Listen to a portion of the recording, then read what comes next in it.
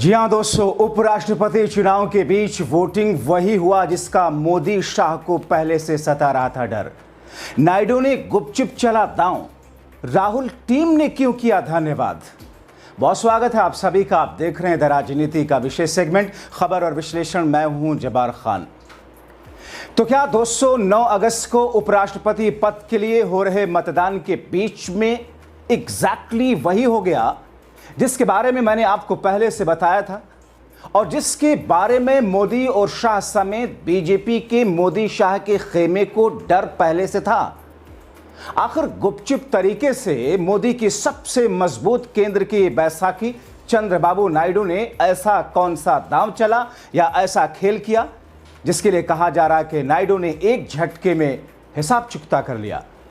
और आखिर शाह भौचक्के क्यों रह गए और जिसके लिए नायडू ये कह रहे हैं कि साहब जिम्मेदार तो खुद आप ही हैं साहब।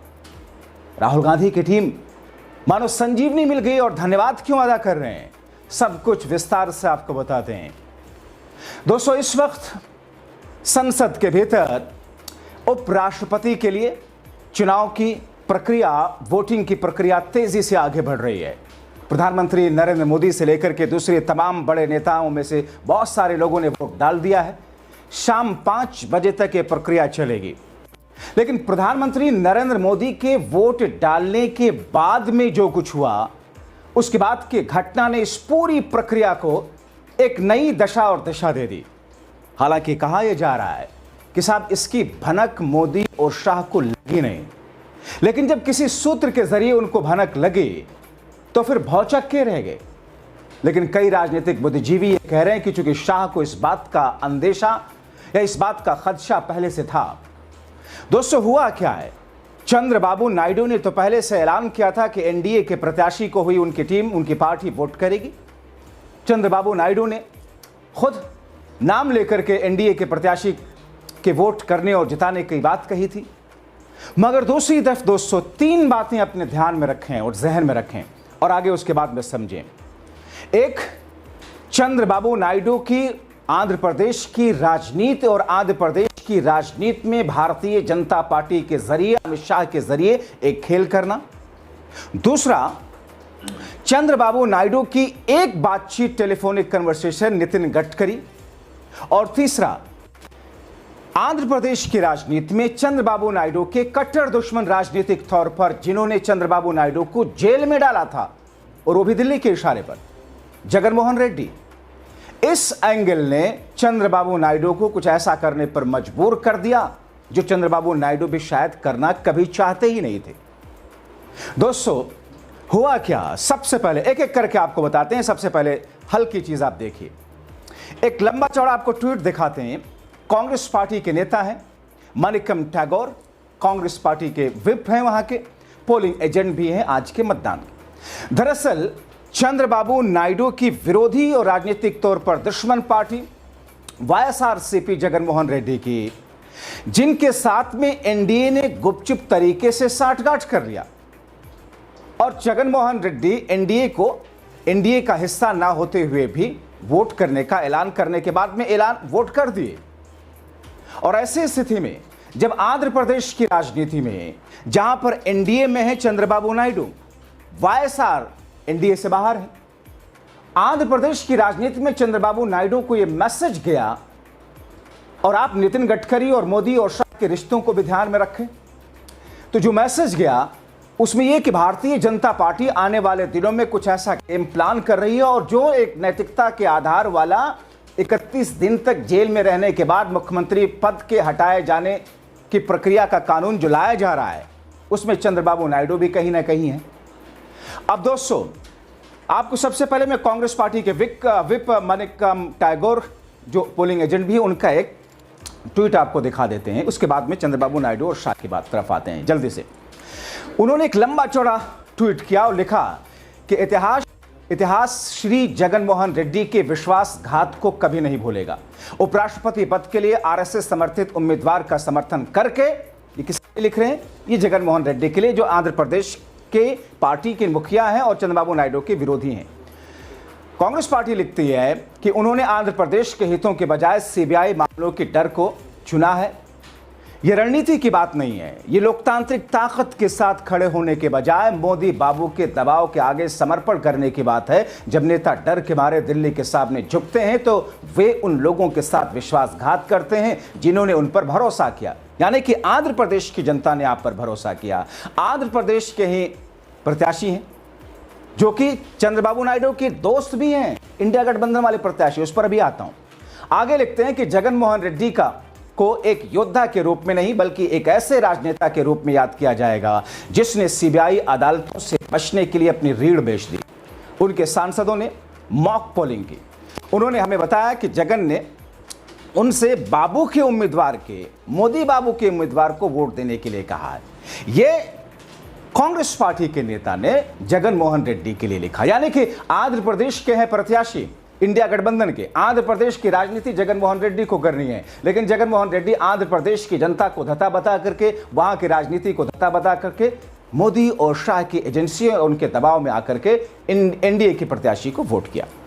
अब दोस्तों, जब यह गुस्सा कांग्रेस पार्टी ने जगन मोहन रेड्डी पे निकाला और इसी बीच में किस तौर पर देखा कि अमित शाह सरीखे बीजेपी के कई सारे लोगों ने आज वोटिंग के बीच में सुबह कैसे इंडिया गठबंधन के प्रत्याशी वी सुदर्शन रेड्डी पर अटैक किया कि सुप्रीम कोर्ट के जस्टिस रहते हुए अब छत्तीसगढ़ में जिस तरीके से या नक्सलवाद को रोकने के लिए जो फैसला देना चाहिए था, सरकार जो कदम उठा रही थी उस सरकार के उस कदम को रोक दिया था। सरकार भी थी उस वक्त कांग्रेस की। ये सुप्रीम कोर्ट के जस्टिस के फैसले पर सवाल उठा रहे। अब दोस्तों, चंद्रबाबू नायडू को इस बात का बुरा लगा कि अगर जगन मोहन रेड्डी से आपको समर्थन चाहिए था तो हम आंध्र प्रदेश की राजनीति में आप हमसे पहले संपर्क करते, हमसे पहले बातचीत करते, हमसे सहमति के बाद में आप जो चाहे करते, उनके साथ में जाते, उनको साथ में लेकर के आते। लेकिन आपने हमारे विरोधी को ला करके हमारे सामने खड़ा कर दिया है। हमारा विरोधी डंके के चोट पर हमें आंखें दिखाता है। हमारा विरोधी जो कि बीते दिनों एक रिलीज भी रिलीज कर रहा है कि हम एनडीए का सीधे तौर पर हिस्सा नहीं लेकिन एनडीए के साथ में हम हैं। यानी कि मोदी और शाह ने दिल्ली में बैठे बैठे चंद्रबाबू नायडू के सामने जगन मोहन रेड्डी, उनके सामने जो एक प्रतिद्वंदी हैं, उनको मजबूती के साथ में सपोर्ट और समर्थन दे दिया। अब ये स्थिति ऐसी है जिसको लेकर के नायडू न सिर्फ गुस्सा, नाराज बल्कि परेशान भी दिखाई दी। अब दोस्तों, हुआ क्या, कल रात तक चंद्रबाबू नायडू एनडीए के प्रत्याशी को ही वोट करने के लिए, कल रात तक का उनका ऐलान था। कल रात तक वो लगातार उससे पहले भी एनडीए के प्रत्याशी को ही वोट करने की बात करते आए थे। मगर जब आज सुबह जब बात हुई, आज सुबह जब वोटिंग की प्रक्रिया आई, ऐसी खबरें सामने आई कि दोस्तों कल के अब मैं चूंकि इस पूरे मामले पर कई सारे जो संघ से जुड़े हैं, जो नायडू की पार्टी के कुछ दिल्ली में टीडीपी के नेता हैं, उनके समर्थक हैं, या फिर इस पूरे गलियारों को लेकर के जिनकी निगाह नजदीक से बारीकी से जिनकी निगाह रही है, उनसे मैंने सुबह समझने की कोशिश की तो कहा यह गया कि ऐसी भी संभावना है और इस संभावना पर ज्यादा मोहर लग रही है। यानी कि नायडू ने अंदर खाने एक ऐसी स्थिति उत्पन्न कर दी है जिसमें मोदी और शाह को गुपचुप तरीके से पता भी ना चले, मोदी और शाह को इस बात की भनक भी ना लगे और चंद्रबाबू नायडू अंदर खाने खेल कर गए। हालांकि आधिकारिक तौर पर इस बात का कोई जिक्र नहीं करेगा। और दोस्तों, इसकी कड़ी एक और जुड़ती है नितिन गडकरी से। कहा यह जा रहा है कि हाल में बीते 2 दिनों के भीतर नितिन गडकरी से चंद्रबाबू नायडू की क्यों बातचीत हुई है। और ठीक उपराष्ट्रपति पद के चुनाव से पहले नितिन गडकरी की जो बातचीत चंद्रबाबू नायडू से हुई, और जगदीप धनखड़ एक वक्त में जब चंद्रबाबू नायडू को जो मैसेज दे रहे थे, चंद्रबाबू नायडू के बेटे जब जगदीप धनखड़ से आकर के मिले थे और उसमें जो मैसेज था, खबरें ऐसी रही कि नायडू से मोदी सरकार से समर्थन वापसी की संकेत थे उस मैसेज में। तो ऐसी स्थिति में क्या नायडू और गडकरी के बातचीत के बाद में कोई नया फैसला गुपचुप तरीके से नायडू ने लिया? खबरें ऐसी भी रहीं कि नितिन गडकरी ने 7 और 8 तारीख को बीजेपी के कुछ नेताओं के साथ में गुपचुप कहीं पर चाय नाश्ते पर बात भी की है। उसके कयास इस बात के लिए भी लगाए जा रहे हैं कि नितिन गडकरी जो आमतौर पर 2024 के लोकसभा चुनाव के बाद में ऐसे बयान देते आए हैं जिस बयान को मोदी शाह के खिलाफ माना गया है, तो क्या गडकरी पर्दे के पीछे से कुछ करते हुए दिखाई दिए? और क्या जो कॉन्स्टिट्यूशनल क्लब के चुनाव में राजीव प्रताप रूढ़ी इस उपराष्ट्रपति के चुनाव में क्या कोई कर्ज उतारने के लिए कोई मुहिम चला रहे थे? जाहिर तौर पर कर्ज राहुल, सोनिया और इंडिया गठबंधन का उनको उतारना था।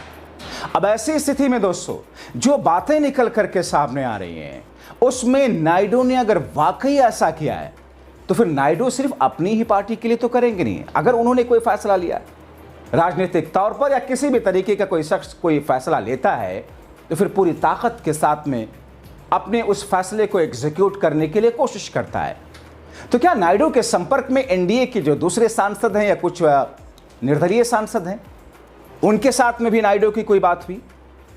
ये क्या साराई और ये तमाम की तमाम चीजें राजनीतिक गलियारों में पर्दे के पीछे न सिर्फ तैर रही हैं बल्कि एक तूफान की तरह प्रभाव दिखा रही हैं दोस्तों। तो ऐसे में जबकि शाम 6 बजे से वोट की गिनती शुरू होगी उस वक्त असली तस्वीर आएगी साहब हुआ क्या, क्योंकि ये तो सीक्रेट बैलेट है, ये तो अंतरात्मा की आवाज पर सांसदों को वोट करना है। और बी सुदर्शन रेड्डी आज सुबह तक वो और वोटिंग के बीच भी वो इसी बात का ऐलान करते रहे कि मैं जीतने के लिए चुनाव लड़ रहा हूं, मैं जीत रहा हूं। तो फिर जीत किसकी झोली में जाएगी? या फिर अगर हार भी होगी बी सुदर्शन रेड्डी इंडिया गठबंधन के प्रत्याशी की तो फिर मोदी और शाह के उस खेमे के प्रत्याशी को जीत कितने कम वोटों से मिलेगी? और अगर ऐसा हुआ तो भी किरकिरी, हारे तो फिर तो भगवान ही मालिक। आप क्या कहते हैं? अपनी राय कमेंट बॉक्स में जरूर लिखें। अभी के लिए इतना ही, बहुत शुक्रिया।